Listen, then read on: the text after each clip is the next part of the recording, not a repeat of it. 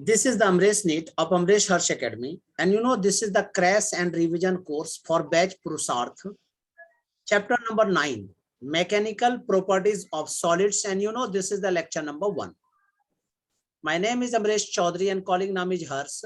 Today I will discuss the topic and subtopics are short formula lists. पहले ये discuss करेंगे, फिर discuss करेंगे learning and revision for the day. कहने का मतलब पूरा चैप्टर हम लोग थोड़ा गो थ्रू होंगे अच्छे से।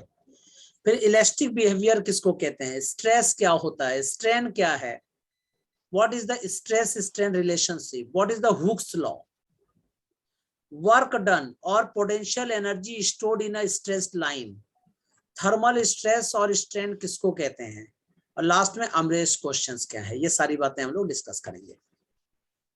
तो now it is the short formula list. मैंने बताया था इलास्टिसिटी क्या होती है, रिस्टोरिंग फोर्स पर unit area is called stress, ये तुम्हें पता है। जब किसी ऑब्जेक्ट को हम लोग खींचते हैं तो वो बैक कितना खींचना चाहता है, उस बिहेवियर को इलास्टिसिटी कहते हैं। तो किसी भी ऑब्जेक्ट को अगर हम अपनी तरफ इससे खींच रहे हैं तो वो रिस्टोर कितना करता है per unit area, that is called stress. So stress is equal to restoring force पर यूनिट एरिया। फोर्स का यूनिट न्यूटन होता है, एरिया का मीटर स्क्वायर होता है, सो ऐसा unit is the newton per metre square. And strain is equal to change in configuration upon original configuration. अगर length wise है तो change in length upon original length, अगर सरफेस एरिया वाइज है तो change in surface area upon original surface area, volume wise object है तो change in volume upon original volume, that is called strain. Hooke's law क्या होती है कि अगर मान लो कोई भी स्प्रिंग है, इस पे मैं फोर्स लगा रहा हूं तो जितना मैं फोर्स लगाऊंगा उतना ही ज्यादा एक्सटेंशन होगा। तो force is directly proportional to the minus x, applied force is directly proportional to the extension. इसको हुक्स लॉ कहते हैं। हुक्स ने इसको एक अलग तरीके से भी कहा था कि stress is directly proportional to the strain. किसी रॉड में अगर मैं फोर्स लगा रहा हूं, किसी स्प्रिंग में मैं फोर्स लगा रहा हूं, तो उसमें जो स्ट्रेस डेवलप होगा वो directly proportional to the strain होगा। अच्छा, प्रोपोर्शनलिटी हटाते हैं तो एक कांस्टेंट डालते हैं, उसको कहते हैं ई, इलास्टिक कांस्टेंट, या इसी को मॉडुलस ऑफ इलास्टिसिटी कहते हैं। मैंने बताया था मॉडुलस ऑफ इलास्टिसिटी 3 टाइप्स के होते हैं। एक वो जो जवान होता है, एक वो जो बल्की होता है, और वो जो एक रिजिड होता है, हार्ड होता है। Young's modulus of elasticity, bulk modulus of elasticity and rigid modulus of elasticity. Young's modulus of elasticity is tensile stress upon tensile strain. Tensile stress क्या होता है, जब फोर्स परपेंडिकुलर लगता है, नॉर्मल फोर्स लगता है तब। तो F upon A upon change in length upon original length, माना F upon A upon small l upon capital L, या delta L upon capital L, ऐसा भी लिख सकती हो। Y जो है हमेशा यंग्स मॉडुलस ऑफ इलास्टिसिटी हमेशा सॉलिड के लिए वर्क करता है। Where L is the change in length, capital L is the original length, Y is the Young's modulus of elasticity. What is the bulk modulus? It is the volume stress upon volume strain. F upon A upon small v upon capital V, मतलब change in volume upon original volume. Bulk modulus of elasticity solid, liquid, gas तीनों के लिए work करता है, और इसकी SI unit होती है newton per metre square. Next one is called shearing और रिजिडिटी मॉडुलस, या रिजिड मॉडुलस ऑफ इलास्टिसिटी कहते हैं। इसको ईटा से भी डिनोट करते हैं, थीटा से भी डिनोट करते हैं, लेकिन यहां हम लोग ईटा से डिनोट कर रहे हैं। फॉर्मूला क्या होगा, shearing stress upon shearing strain, F upon A into theta, where theta is equal to shearing angle, SI unit is the newton per metre square of the shearing और रिजिडिटी मॉडुलस। तो मैं फिर से repeat करता हूं, elasticity of modulus, या जिसको modulus of elasticity कहते हैं, वो 3 टाइप्स के होते हैं, Young's modulus, bulk modulus and shear modulus या रिजिड मॉडुलस। बल्क मॉडुलस भी दो तरह के होते हैं, एक को कहते हैं आइसोथर्मल बल्क मॉडुलस, दूसरे को कहते हैं adiabatic bulk modulus. Isothermal bulk modulus pressure के इक्वल होता है, adiabatic bulk modulus gamma times of pressure के इक्वल होता है, और गामा क्या है, सीपी अपॉन सीबी, ये पहले भी जानते हैं आप।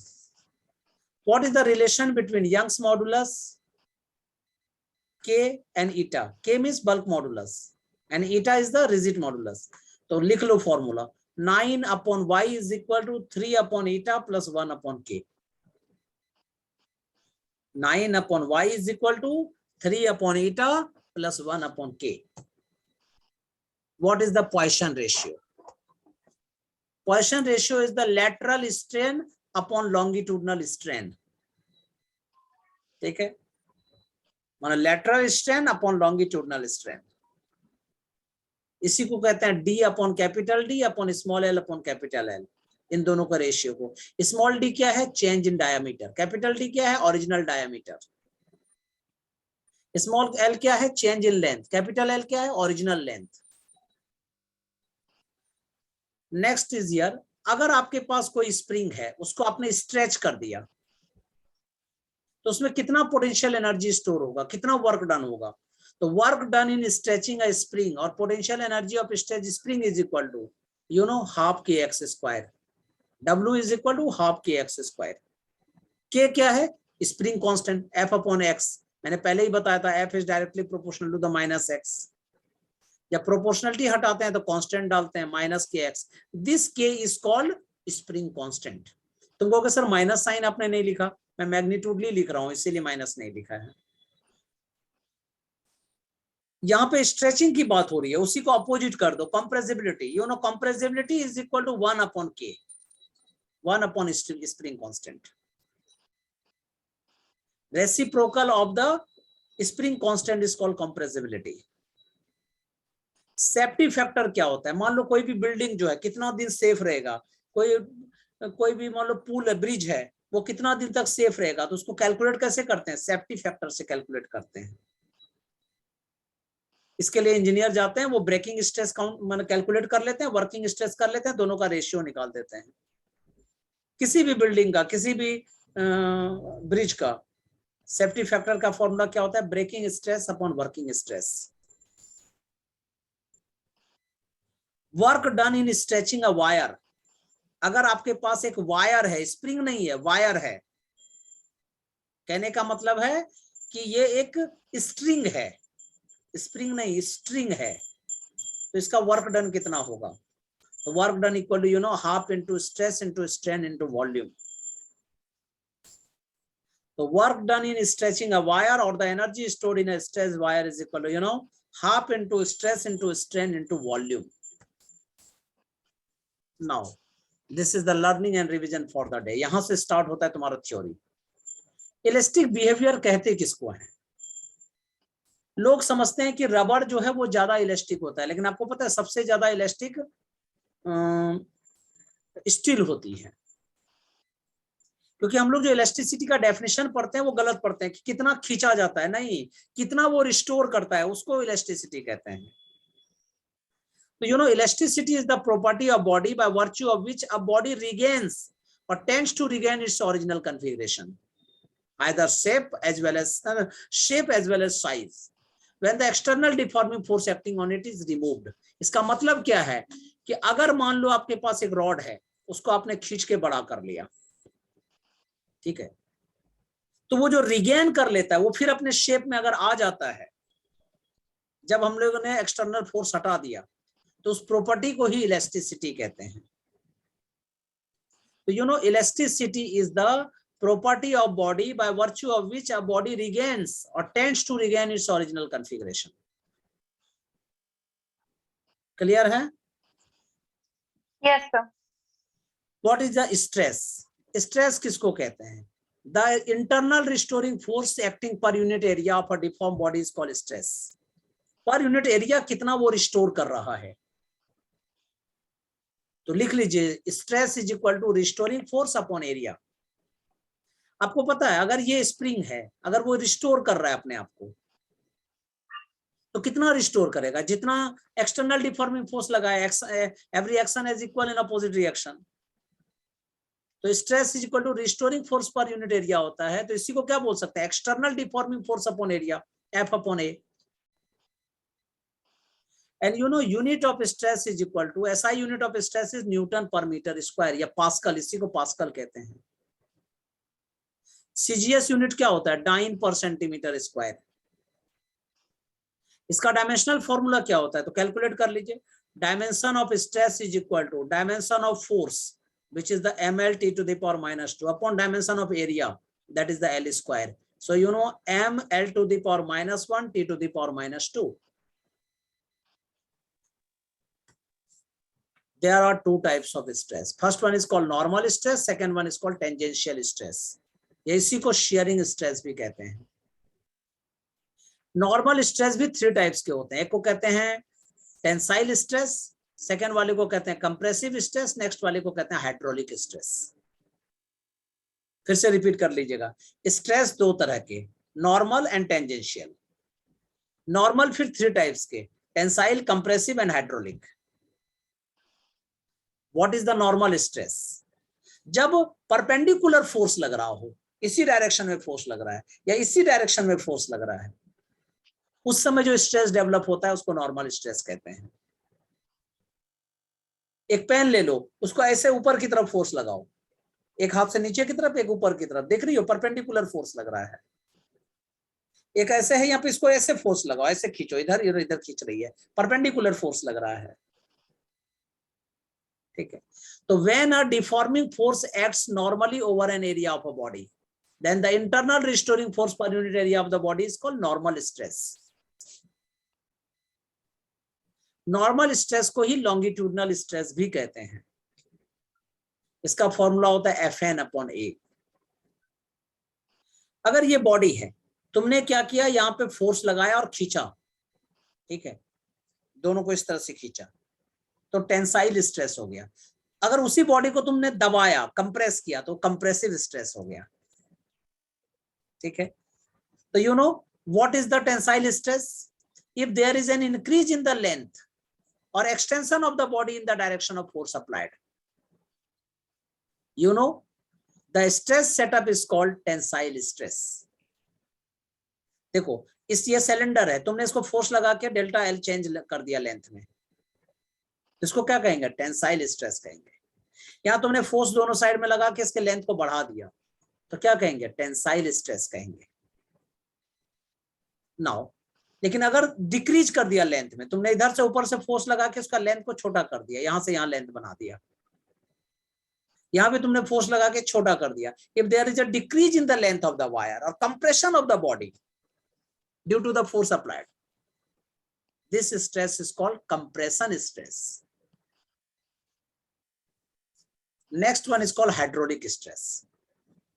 समझना, अगर ये आपके पास एक बड़ा सा बॉल है, ठीक है, तुमने फोर्स लगाया लेकिन उसका शेप चेंज नहीं होने दिया, और परपेंडिकुलर फोर्स लगाया, मतलब चारों साइड से फोर्स लगाया। एक बैलून ले लो, गोल सा बैलून, चारों साइड से फोर्स लगाओ, थोड़ा छोटा कर दो उसको दबा के, लेकिन उसको तुम चेंज मत करो, शेप चेंज मत करो, टेढ़ा मेढ़ा नहीं करो, तो उस समय जो स्ट्रेस डेवलप होगा उसको हाइड्रोलिक स्ट्रेस कहते हैं। तो क्या डेफिनेशन हो गया? When a solid body undergoes a change in volume without any change in its geometrical shape on applying the force perpendicular to every point on the surface of a body, then the restoring force per unit area of the body is called hydraulic stress. Clear है? Yes, sir. अब देखो, यहां पे तुमने force F लगा रही हो यहाँ पे, ठीक है, और मैं थोड़ा सा और भी बता देता हूँ। वॉल्यूमेट्रिक स्ट्रेस को ही हाइड्रोलिक स्ट्रेस भी कहते हैं, और इसका फॉर्मूला होता है, ठीक है, hydraulic stress is equal to F V upon A, मतलब परपेंडिकुलर कंपोनेंट वाला नहीं, वॉल्यूम वाइज जो लगेगा। जैसे एग्जांपल देखो, यहां पे एक बॉडी है, इस पे तुमने फोर्स एफ इधर लगाया, ठीक है, तो अगर आपने इस पे फोर्स लगाया है तो ये फोर्स के 2 कंपोनेंट होंगे, एक को हम लोग बोल सकते हैं Fn और दूसरे को बोल सकते हैं हम लोग FT, ऐसे FT लिख देता हूं मैं, ठीक है। तो you know FN is equal to F sine theta. क्यों? क्योंकि ये F है, ये थीटा है, तो ये वाला पार्ट F cos थीटा हो गया, ये वाला पार्ट F साइन थीटा हो गया, ठीक है। तो you know FN is equal to F sine theta and FT is equal to F cos theta. F sine theta को ही क्या कहते हैं? नॉर्मल फोर्स, ये परपेंडिकुलर फोर्स है। और FT को क्या कहते हैं? टेंजेंशियल फोर्स, ठीक है। अगर मुझे नॉर्मल स्ट्रेस निकालना है, जिसको कि टेंसाइल स्ट्रेस कहते हैं यहाँ पे, तो normal stress is equal to क्या होगा? Normal force upon area. You know F sine, sir F cos theta tangential कैसे हो गया? क्या बताओ इसको? ये टेंजेंशियल फोर्स कहते हैं, क्योंकि देखो इस बॉडी के टेंजेंट में वो फोर्स लगा रहा है। ये बॉडी है, उसको एक पॉइंट पे से टच कर रहा है, तो टेंजेंट इसी को कहते हैं ना। ये तो नॉर्मल हो गया, परपेंडिकुलर हो गया, ये वाला टेंजेंट हो गया, ठीक है। तो नॉर्मल स्ट्रेस निकालना है तो F साइन थीटा अपॉन ए। अगर टेंजेंशियल स्ट्रेस अगर निकालना होता मुझे, टेंजेंशियल स्ट्रेस, तब क्या हो जाता? FT upon A, you know F cos theta upon A. Clear है? यस टेंजेंशियल स्ट्रेस को ही शियरिंग स्ट्रेस भी कहते हैं। तो when a deforming force acting tangentially to the surface of body, यहां पे देखो टेंजेंशियल फोर्स लग रहा है, change in the shape of body without any change in volume, the setup stress is called tangential stress, which is the FT upon A. याद रखना है, ये चेंज तो शेप में करता है, लेकिन वॉल्यूम इसका हमेशा सेम रहता है, कांस्टेंट रहता है। एक क्वेश्चन करते हैं, find out the longitudinal stress and tangential stress on a fixed block. यहाँ 100 न्यूटन यहाँ पे फोर्स लग रहा है, तो ये वाला पार्ट क्या हो गया? 100 cos 30, ये वाला क्या हो गया? 100 sin 30। यस और no? Yes sir longitudinal stress, longitudinal stress, इसी को क्या कहते हैं? Normal stress. Normal stress is equal to क्या फॉर्मूला होता है? नॉर्मल फोर्स, तो F 100 sin 30 अपॉन एरिया, तो 5 into 2, तो 5 2 जा 10, तो क्या हो गया? 10 sin 30। sin 30 की वैल्यू हाफ होती है, तो 10 into हाफ, 5 न्यूटन पर मीटर स्क्वायर। फिर क्या पूछा जा रहा है? टेंजेंशियल स्ट्रेस निकालिए। You know tangential stress is equal to 100 cos 30 upon area, तो यू नो 10 into cos 30 की value √3/2, so answer is the 5√3 newton per metre square. Clear? Yes sir what is strain? New topic. Strain किसको कहते हैं? मान लो ये कलम है, obviously कलम है, लेकिन लेट कर लो भाई, पेन है, ठीक है। इसको तुम फोर्स लगा के बड़ा कर दो, ठीक है। तो कितना बड़ा हुआ? मान लो कि ये 10 मीटर का है, अगर तुमने 2 मीटर बड़ा कर दिया, तो चेंज कितना हुआ? तो 2 मीटर का चेंज हुआ। पहले कितना था? 10 मीटर का था, तो दोनों का स्ट्रेन कितना हुआ? तो 2/10। तो कहने का मतलब है, ratio of change in configuration to the original configuration is called strain. तो और सर स्ट्रेस वो था ना कि कितना वापस आया? कितना वापस आया, रिस्टोरिंग फोर्स पर unit area is called stress. और स्ट्रेन क्या है? Change in configuration upon original configuration. और स्ट्रेन जो है, ये देखो, चेंज इन कॉन्फ़िगरेशन मतलब लेंथ में चेंज हो रहा है तो लेंथ अपॉन लेंथ, अगर एरिया में चेंज हो रहा है तो area upon, change in area upon original area, volume में चेंज हो रहा है तो delta we upon volume we, मतलब दोनों तो सेम ही क्वांटिटी है, तो इसीलिए इसका कोई यूनिट नहीं होगा, कोई डायमेंशन नहीं होगा। No units no dimensions. There are 3 types of strain: longitudinal strain, volumetric strain, as well as shearing strain. Strain कितने टाइप्स का होता है? 3 टाइप्स के: longitudinal strain, volumetric strain, and shearing strain. What is the longitudinal strain? Change in length upon original length. So if the deforming force produce a change in length alone, the strain produced in the body is called longitudinal strain or tensile strain. Longitudinal strain equal to क्या हो गया, change in length upon original length, delta L upon L. What is the volumetric strain? If the deforming force produces a change in volume alone, सिर्फ volume change हो रहा है उसमें, तो change in volume upon original volume is called volumetric strain. Shearing strain किसको कहते हैं? ठीक है, जब डिफॉर्मिंग फोर्स लगाया तो सिर्फ शेप में चेंज आया. मान लो एक घर है, ये ऐसा हो गया, ठीक है, लेकिन घर का वॉल्यूम में चेंज नहीं होना है. Change in the shape of the body without changing its volume. तो इसका फॉर्मूला होता है shearing strain phi equal to, यहां देखो ये फाई है, एक्स अपॉन एल, मतलब change in length upon original length. ठीक है, अब दोनों में डिफरेंस देखो. तुमको अगर सर यहाँ भी तो लॉन्गिट्यूडनल स्ट्रेन में भी change upon length upon original length था, इसमें एंगल बनता है, इसमें हमेशा एंगल में जो लेंथ चेंज हुआ उसकी बात करते हैं हम लोग. उसमें एंगल की बात नहीं होती थी, उसमें नॉर्मल फोर्स लगता है, यहाँ पे टेंजेंशियल फोर्स लगता है, टेंजेंट पे फोर्स लगता है.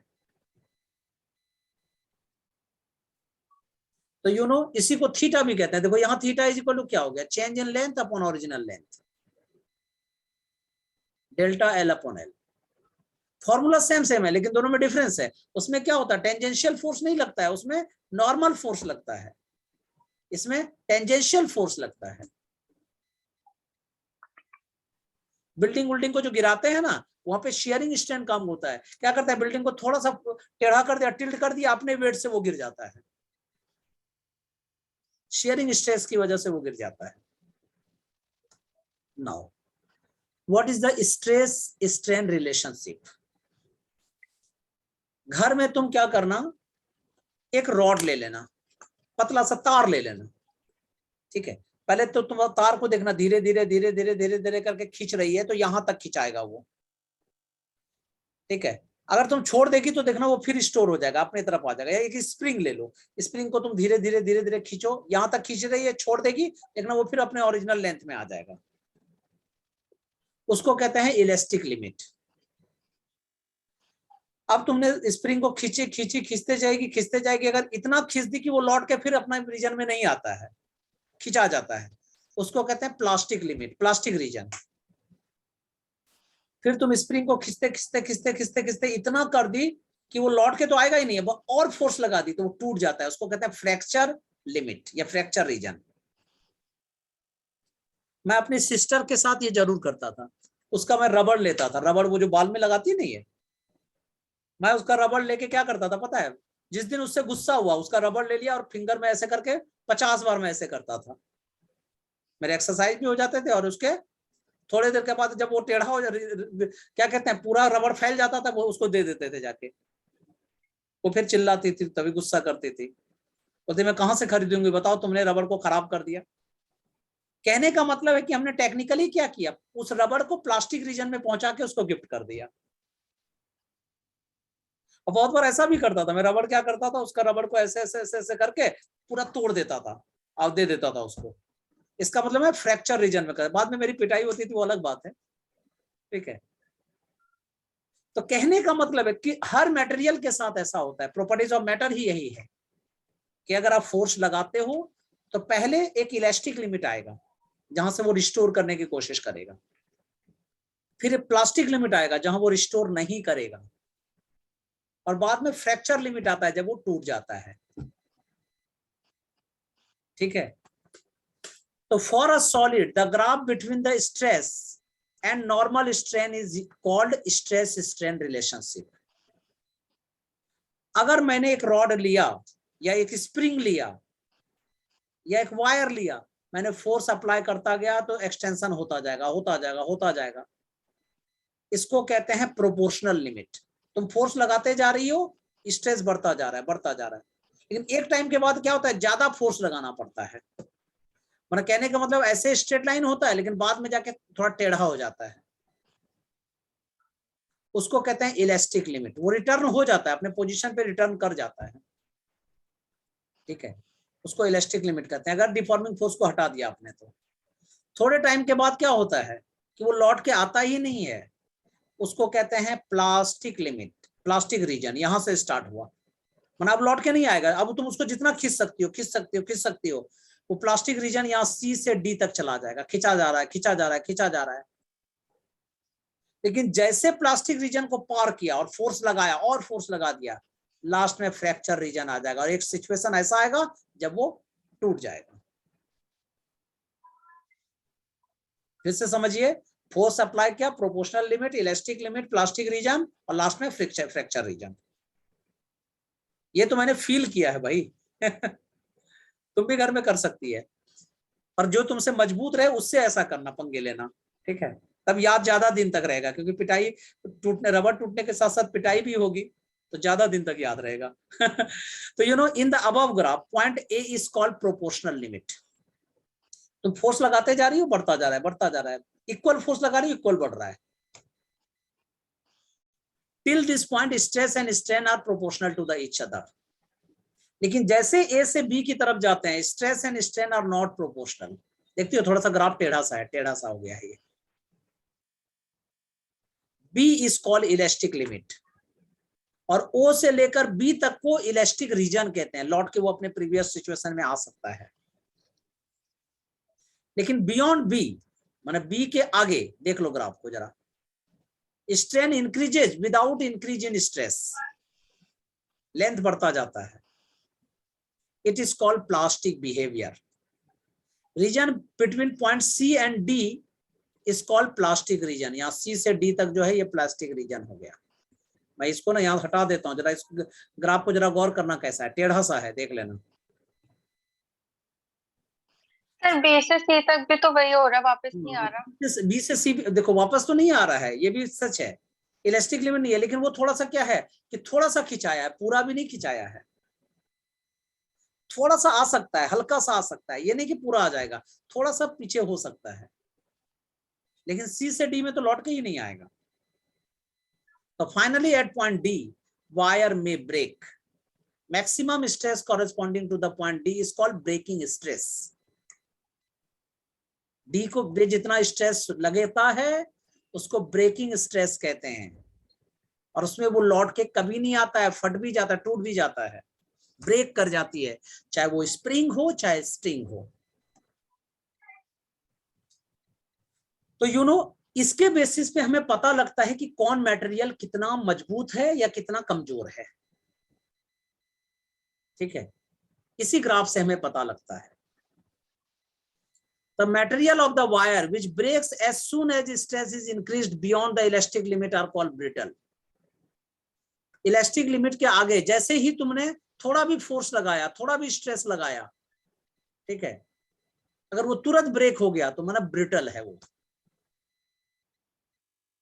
ठीक है। कोई नॉर्मल रस्सी को ऐसे करती है, थोड़ा सा फोर्स लगा देती है तो क्या होता है, टूट जाता है। इसका मतलब वो बी से सी तक के रीजन में आ रहा है।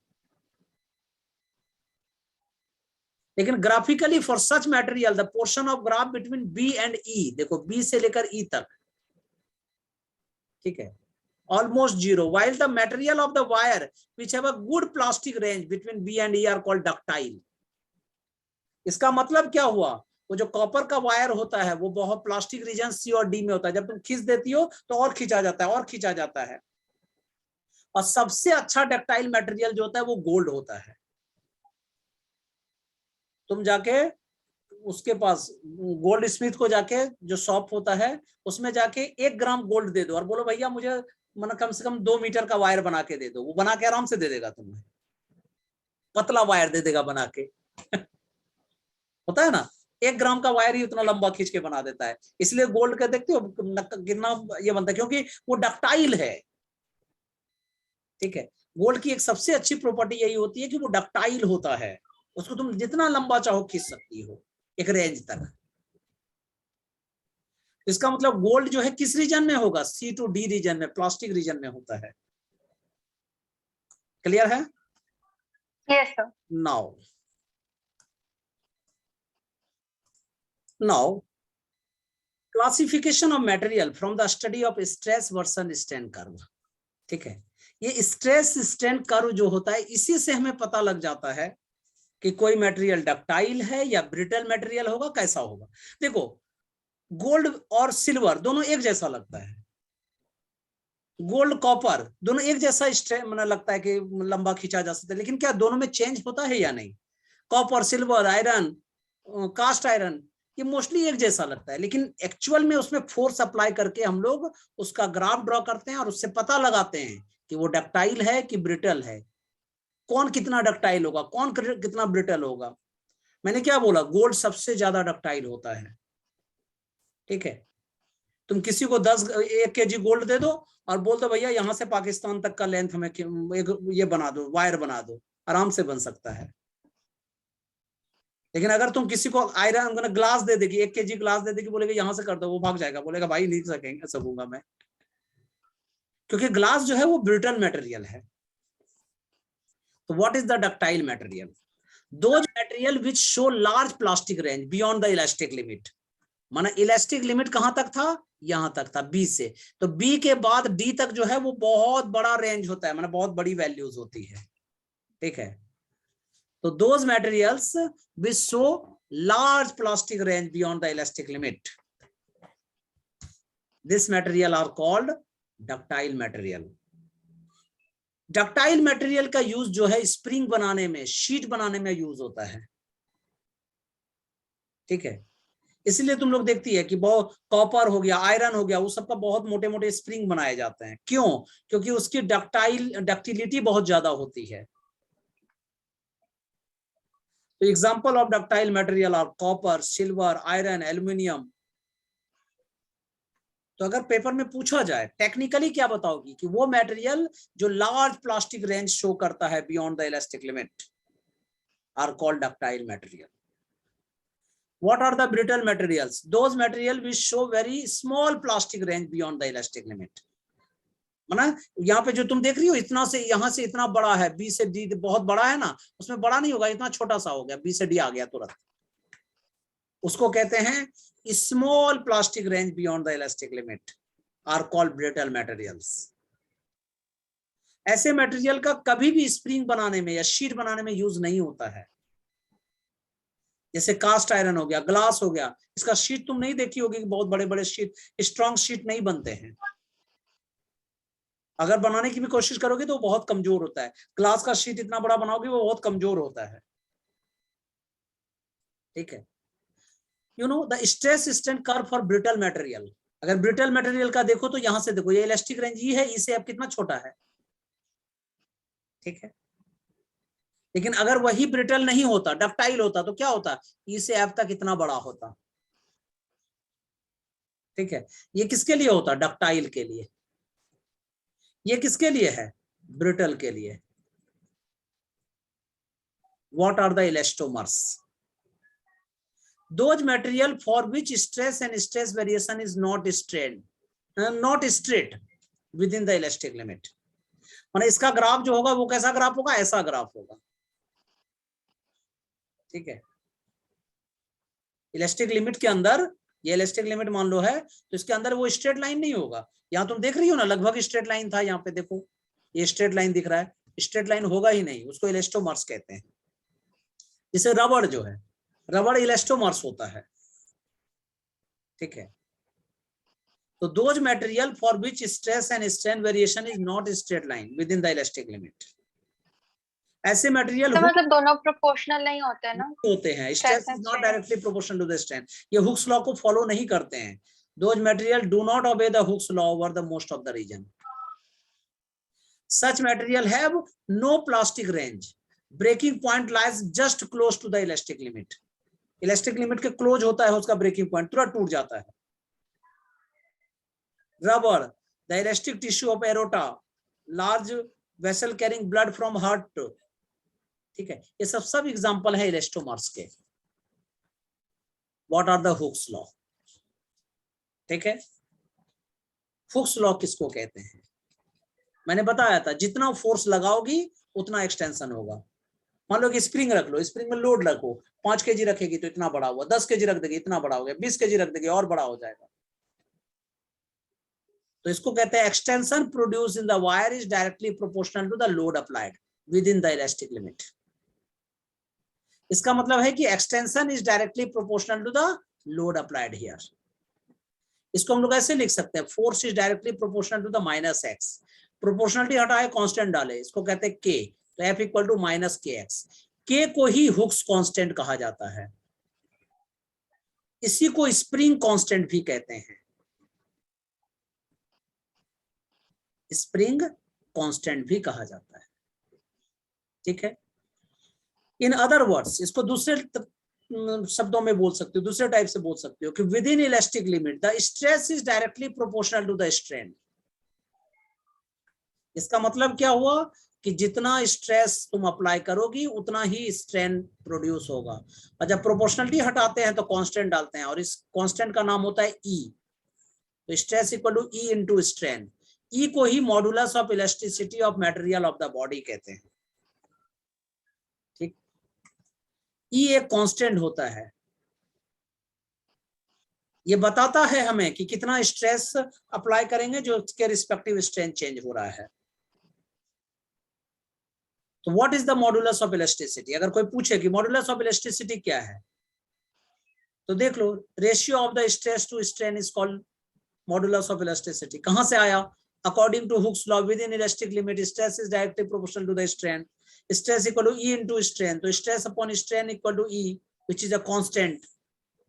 E is known as the coefficient of elasticity, इसी को modulus of elasticity of body कहते हैं, जो डिपेंड करता है nature of material of the body and manner in which the body is deformed.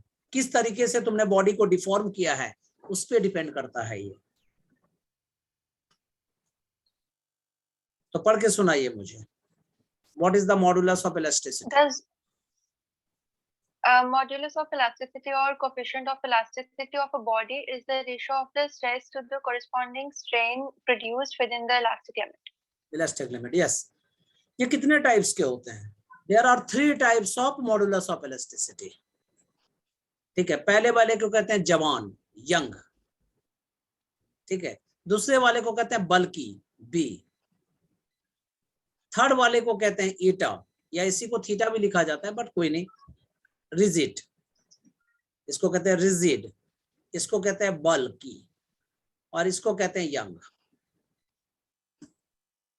आदमी 3 तरह के होते हैं, जवान आदमी, बल्की आदमी, और रिजिड हार्ड आदमी, ऐसे याद रखो। वाई को ही यंग्स मॉडुलस ऑफ इलास्टिसिटी कहते हैं। It is the ratio of normal stress to the longitudinal strain within the elastic limit. कहने का मतलब क्या है? अगर कोई पूछे यंग्स मॉडुलस ऑफ इलास्टिसिटी का क्या फॉर्मूला होगा, तो क्या बोलोगी? ठीक है, normal stress upon longitudinal strain, longitudinal strain. Normal stress is equal to क्या फॉर्मूला होता है? Force upon area, F upon pi R square. Longitudinal strain क्या होता है? Delta L upon original L, ना डेल्टा एल अपॉन एल। तो क्या formula हो गया? F upon pi R square into L upon delta L. Answer. So you know y is equal to, you can say that FL upon pi r square into delta L. Unit of Young's modulus of elasticity in SI is Newton per meter square. उसी को pascal कहते हैं। CGS system में इसका unit होता है dyne per centimetre square. गांव वाली डाइन नहीं, यूनिट वाला डाइन। अब इसका डायमेंशनल फॉर्मूला क्या होगा, तो अप्लाई कर दो यहाँ पे। Dimensional formula of Young's modulus is equal to, force का डायमेंशन क्या होता है? mlt to the power -2। Length का l होता है, r जो है रेडियस होती है, तो इसलिए भी l स्क्वायर हो गया, और यहाँ भी l हो गया। तो l और l को कट कर दो, l और स्क्वायर को कट कर दो, तो क्या हो जाएगा? m l to the power -1 t to the power -2। Young's modulus is always involve in solids only, सिर्फ और सिर्फ सॉलिड के बारे में बातें करता है ये। यंग्स मॉडुलस जो है सॉलिड के बारे में बताता है। Next one is called bulk modulus of elasticity. It is denoted by capital B। You know, it is the ratio of normal stress to the volumetric strain. अगर कोई पूछे कि बल्क मॉडुलस ऑफ इलास्टिसिटी का definition बताइए, तो क्या बोलोगी? It is the ratio of normal stress to the volumetric strain within the elastic limit. You know, B equal to normal stress upon volumetric strain. Suppose करो एक sphere है, उसकी volume v है, उसको हमने कंप्रेस कर दिया, तो अब उसकी वॉल्यूम क्या हो गई, v माइनस डेल्टा v। ठीक है, मतलब उसकी वॉल्यूम क्या हो गई, डिक्रीज हो गई यहाँ पे। तो अब मुझे बताइए वॉल्यूमेट्रिक स्ट्रेन इसका क्या होगा, तो मैं क्या लिखूंगा इसको, volumetric strain is equal to minus delta v upon v। Minus क्यों लिख रहे हैं, माइनस में ना वॉल्यूम यहाँ पे डिक्रीज कर रहा है। अब normal stress is equal to क्या होगा, तो normal stress is equal to force पर यूनिट एरिया।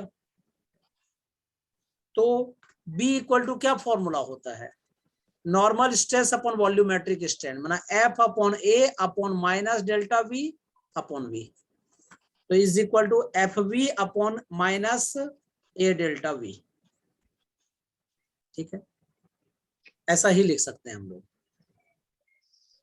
अब आपको पता है इसी को हम लोग एक दूसरे तरीके से भी कह सकते हैं, F अपॉन ए, फोर्स पर यूनिट एरिया को प्रेशर कहते हैं, तो B is equal to minus PV upon delta V। ये लिख लो, ये फॉर्मूला बहुत यूज होता है। Bulk modulus of rigidity, bulk modulus of elasticity is equal to minus PV upon delta V। Now sir अगर वॉल्यूम इंक्रीज हो रहा होता तो प्लस आ जाता ना, मतलब माइनस नहीं लगता ना फिर। लेकिन वॉल्यूम इंक्रीज होगा ही नहीं, क्यों, क्योंकि बल्क मॉडुलस है, इसमें हमेशा जब फोर्स तुम कंप्रेस करोगी तो क्या होगा, वॉल्यूम तो घटेगा ना। हाँ, अगर तुम खींचोगी तब बढ़ेगा। The unit of bulk modulus of elasticity in SI is Newton per meter square. Dimensional formula is ml to the power minus 1 t to the power minus 2. What is the compressibility of a material? The reciprocal of the bulk modulus of elasticity is called compressibility. मतलब कभी भी किसी body को compress करते हैं तो कितना compress हो सकता है, तो बल्क मॉडुलस का उल्टा कर दो, रेसिप्रोकल कर दो। ठीक है, तो K is equal to 1 upon B. So you can say that compressibility is the reciprocal of the bulk modulus of elasticity. What is the unit of compressibility?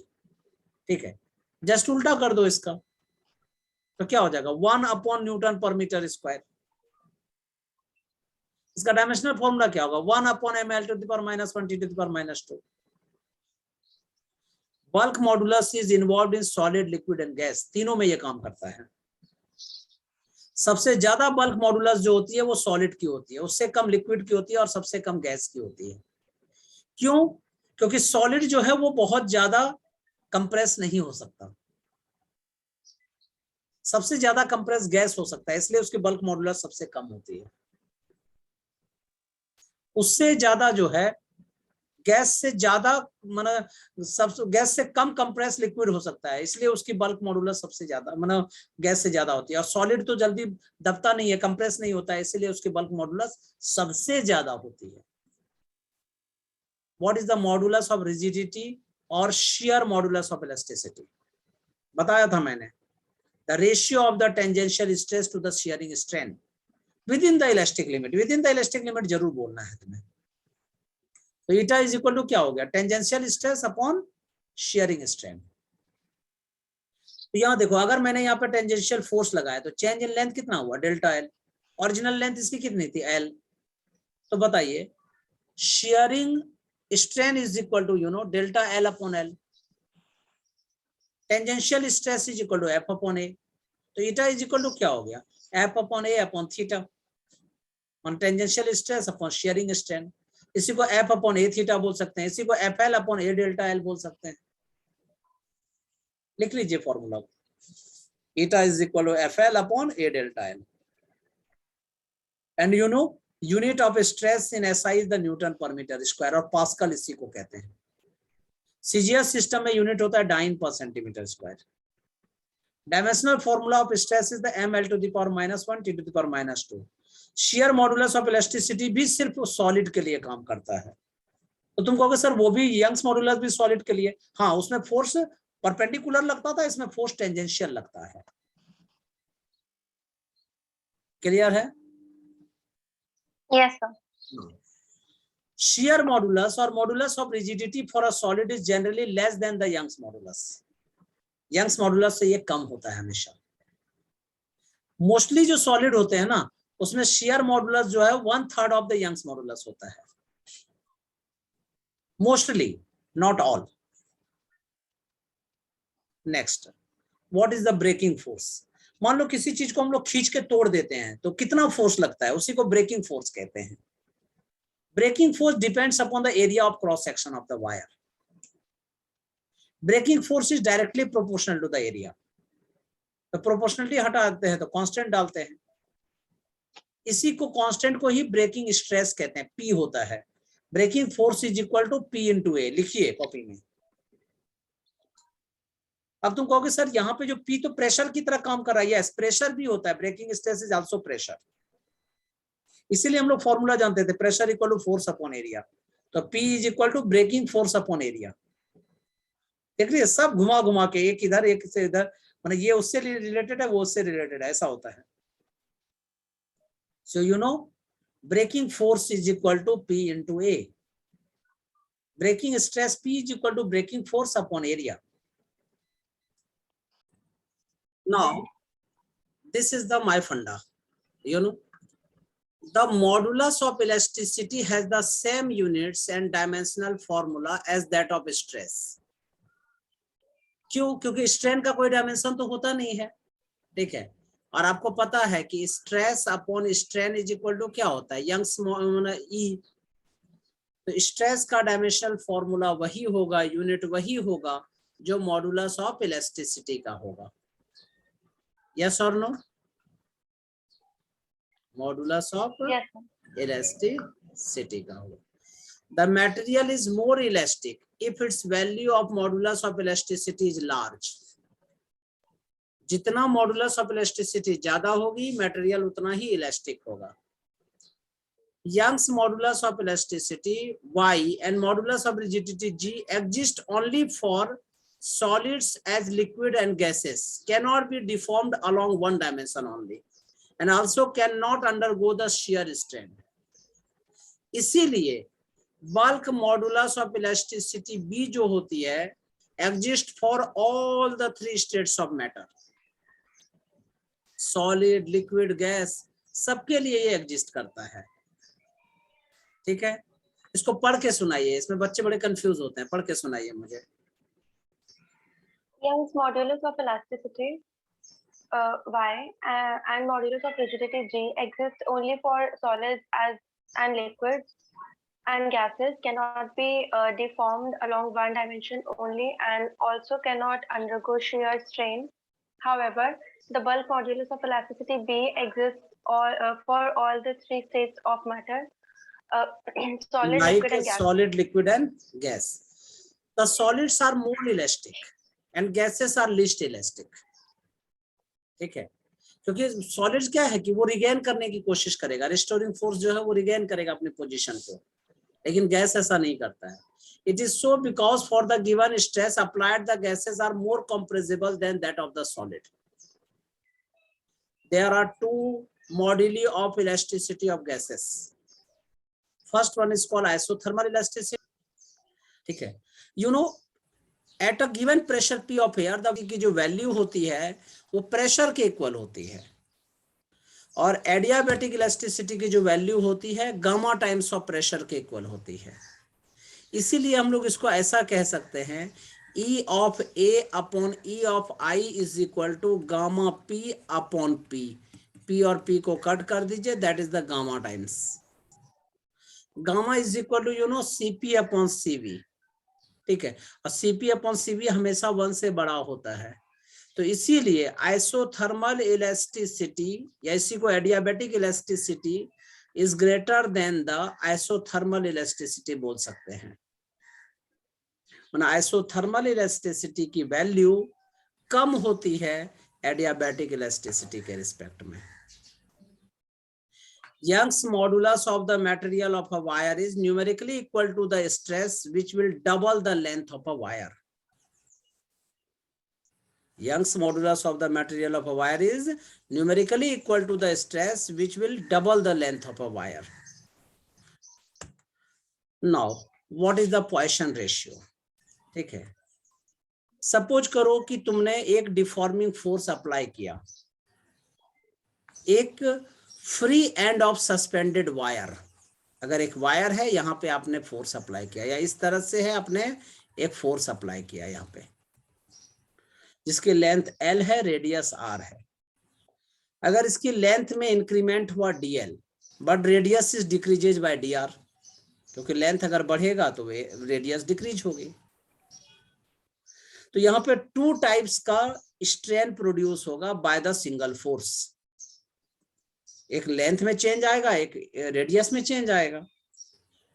तो you know longitudinal strain is equal to delta L upon L, lateral strain equal to minus delta R upon R.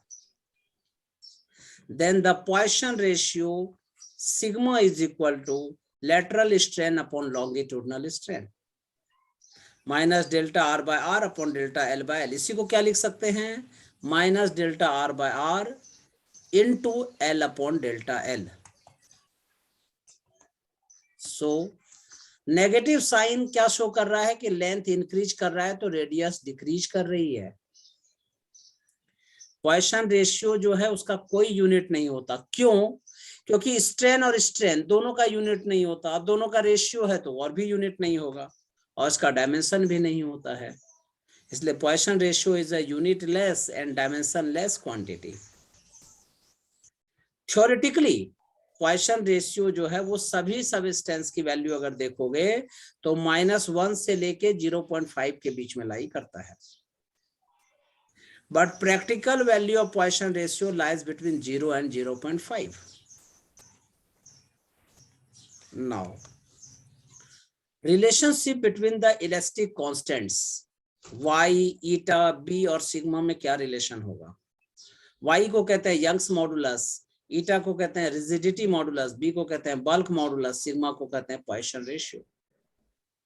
You know y is equal to 2 into eta 1 plus sigma, y equal to 3 into b into 1 minus 2 sigma, 9 upon y is equal to 3 upon eta plus 1 upon b।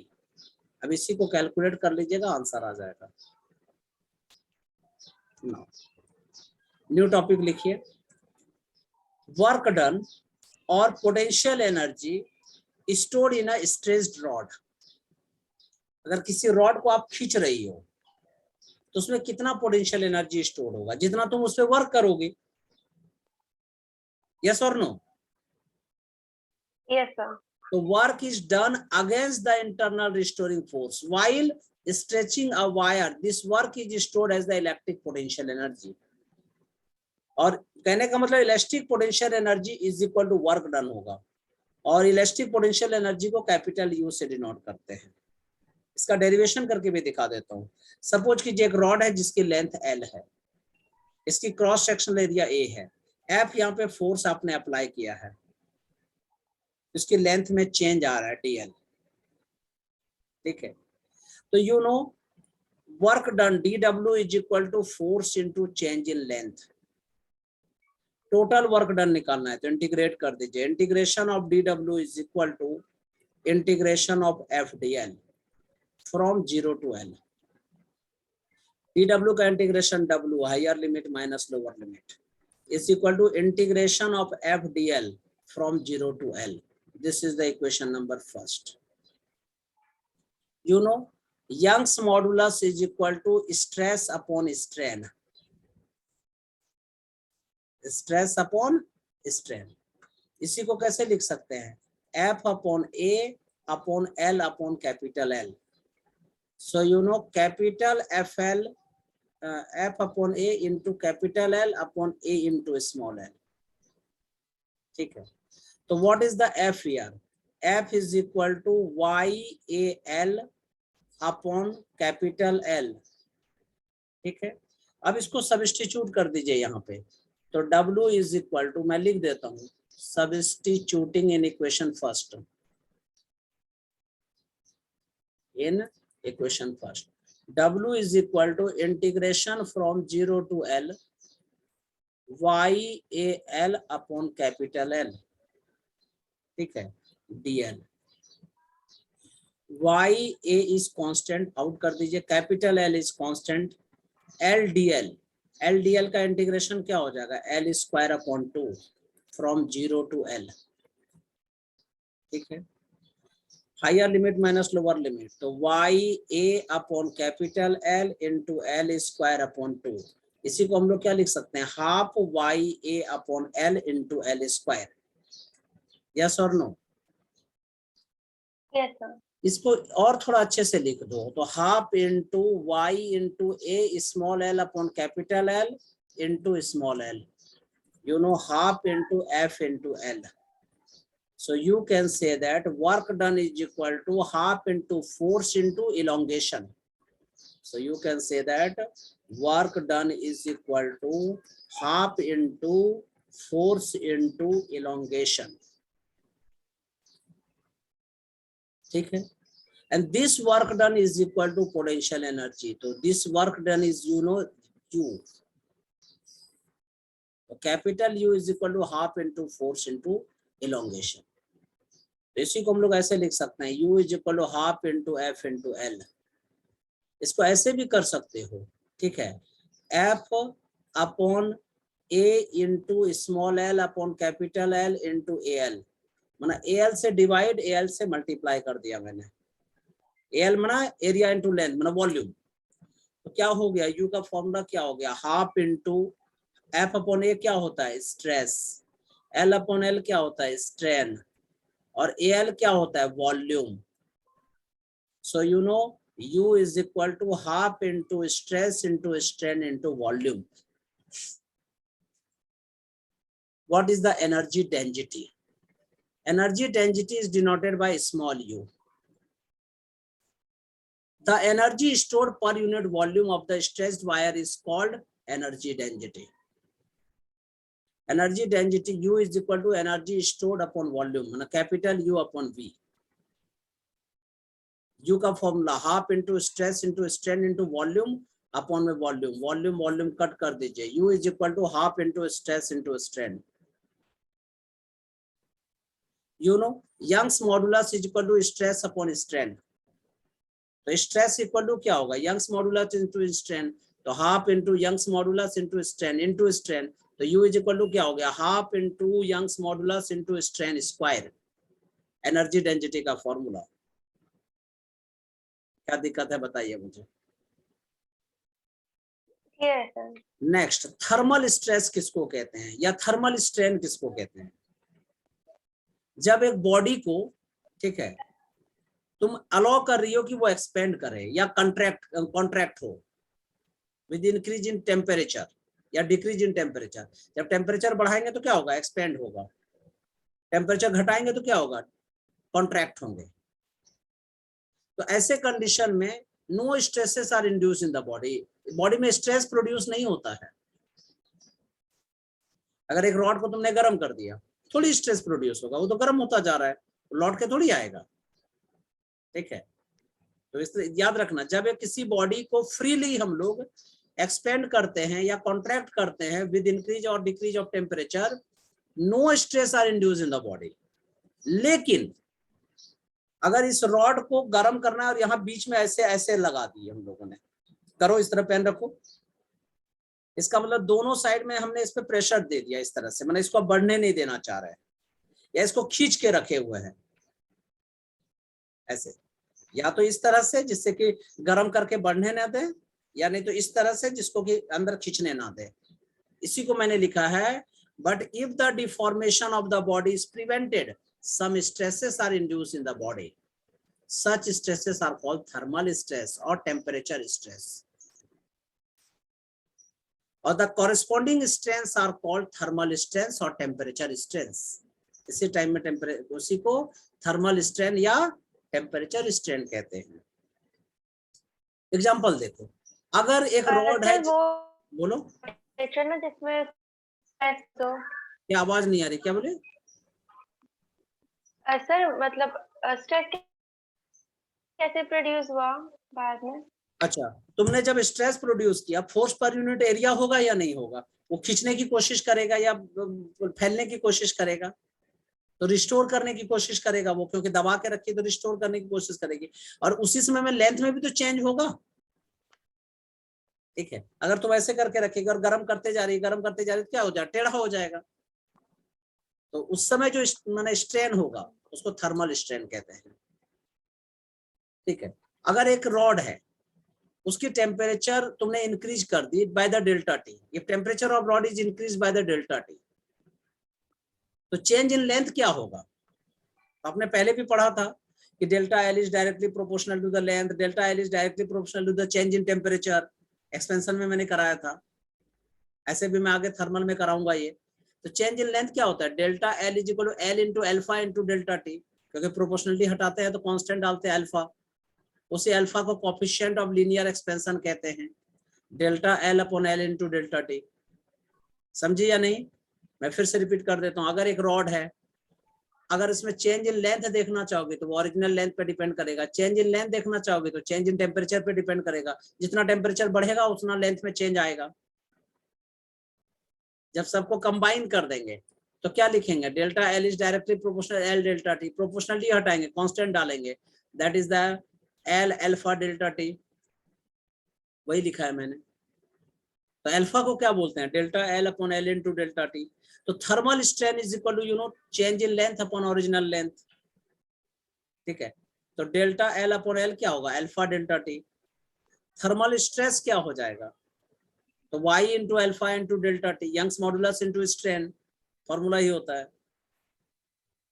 क्योंकि y is equal to क्या होता है? Stress upon strain. तो stress is equal to क्या हो जाएगा? y into strain. Thermal stress equal to क्या होगा? y इंटू थर्मल स्ट्रेन, तो y into alpha into delta T. And tensile और compressive force produce in the body is equal to, अब force निकालना है। ठीक है, तो stress is equal to force upon area, तो force equal to stress into area. ठीक है, तो y into A into alpha into delta T. समझी या नहीं समझी? Yes. से लिख देता हूं कि force stress is equal to क्या बोलोगे? फोर्स पर यूनिट एरिया, तो force equal to stress into area, और स्ट्रेस क्या था? y अल्फा डेल्टा टी, उसको एरिया से मल्टीप्लाई कर दीजिए। So now this lecture is finish. अब हम लोग क्वेश्चंस करेंगे, इस लेक्चर के क्वेश्चंस करेंगे सबसे पहले, जिसको अमरीश क्वेश्चंस मैंने नाम दिया है। ठीक है, जो इंपॉर्टेंट होते हैं और जो पेपर पॉइंट ऑफ व्यू से बहुत इंपॉर्टेंट है। Till then bye, as well as best of luck.